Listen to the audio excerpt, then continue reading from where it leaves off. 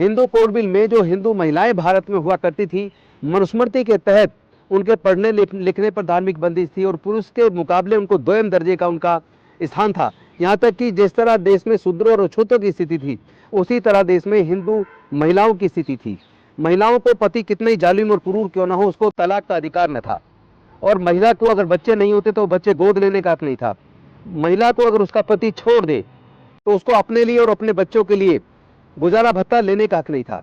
और यहाँ तक कि महिला को अपने पति या पिता की संपत्ति में कोई हक नहीं था। ऐसे हालात में डॉक्टर बाबा साहब अम्बेडकर जी ने कहा कि मैं आज देश का कानून मंत्री हूँ, तो मेरे रहते कम से कम देश के महिलाओं को, चूंकि मैं एक तरफ देश के अछूतों और शूद्रों के हक अधिकार की लड़ाई लड़ रहा हूँ, संविधान के माध्यम से उनको मैंने अधिकार दिला दिए, उनकी हजारों साल की गुलामी तोड़ दी, लेकिन देश की महिलाओं का क्या, उनके लिए कौन करेगा?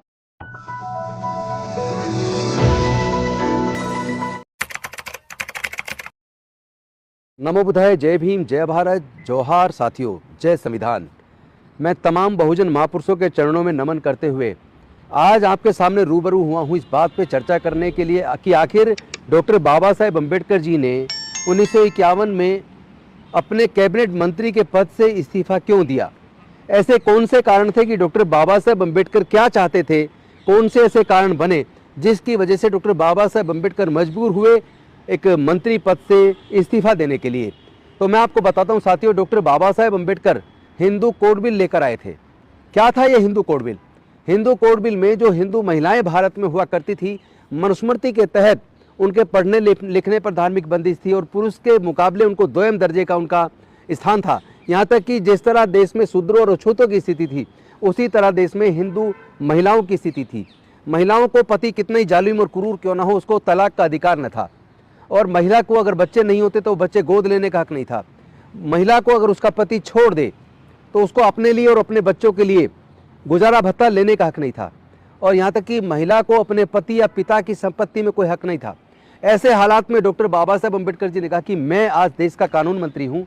तो मेरे रहते कम से कम देश के महिलाओं को, चूंकि मैं एक तरफ देश के अछूतों और शूद्रों के हक अधिकार की लड़ाई लड़ रहा हूँ, संविधान के माध्यम से उनको मैंने अधिकार दिला दिए, उनकी हजारों साल की गुलामी तोड़ दी, लेकिन देश की महिलाओं का क्या, उनके लिए कौन करेगा? तो डॉक्टर बाबा साहब अम्बेडकर 1951 में हिंदू कोड बिल लेकर आए, जिस बिल के माध्यम से उन्होंने महिलाओं को क्रूरता के खिलाफ, उत्पीड़न के खिलाफ तलाक का हक दिलवाना, और अगर बच्चे नहीं होते तो उनको बच्चे गोद लेने का हक दिलवाना। पति अगर जालिम और क्रूर है तो उसे तलाक लेने के साथ साथ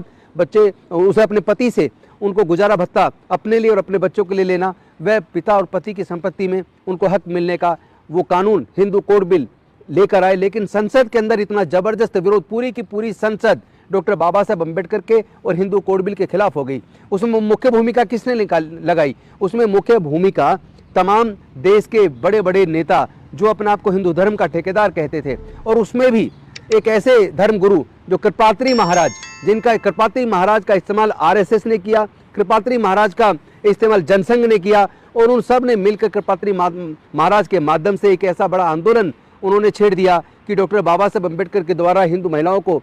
अधिकार देने वाला हिंदू कोड बिल पास ना हो सके। और यहाँ तक हुआ कि कृपात्री महाराज को समझाने के लिए डॉक्टर बाबा साहेब अम्बेडकर ने हिंदू कोड बिल की इंग्लिश की प्रतियों को हिंदी में और संस्कृत में अनुवाद करके कृपात्री महाराज को भी जाकर दिया, ताकि वो उसको पढ़ सके और उस सच को जान सके कि किस तरह हिंदू महिलाओं का उत्पीड़न होता है, और उनको उनका हक अधिकार दिलवाने में कृपात्री महाराज भी सहयोगी बन सकें, साथ दे सके, विरोध करने की बजाय उन महिलाओं के हक में खड़ा हो सके। लेकिन अनफॉर्चुनेटली पूरी जनसंघ, कृपात्री महाराज और देश के तमाम सांसद डॉक्टर बाबा साहेब अम्बेडकर के हिंदू कोड बिल के खिलाफ हो गए। और हालात ये हुए कि नेहरू जी जो उस समय देश के प्रधानमंत्री थे, वो चूंकि 1952 का चुनाव आने वाला था, चुनाव के डर की वजह से अल्टीमेटली ये बिल पास नहीं हो पाया, नेहरू जी भी तैयार नहीं हो पाए। और उसके बाद डॉक्टर बाबा साहेब अम्बेडकर ने एक और मुद्दा था कि ओबीसी लोगों को रिजर्वेशन मिले, चूंकि डॉक्टर बाबा साहेब अम्बेडकर ने अनुसूचित जाति जनजाति के लोगों को तो रिजर्वेशन दिलवा दिया था, लेकिन साथ ही साथ वो ओबीसी के लोगों को भी रिजर्वेशन दिलवाना चाहते थे, लेकिन पूरी संसद ने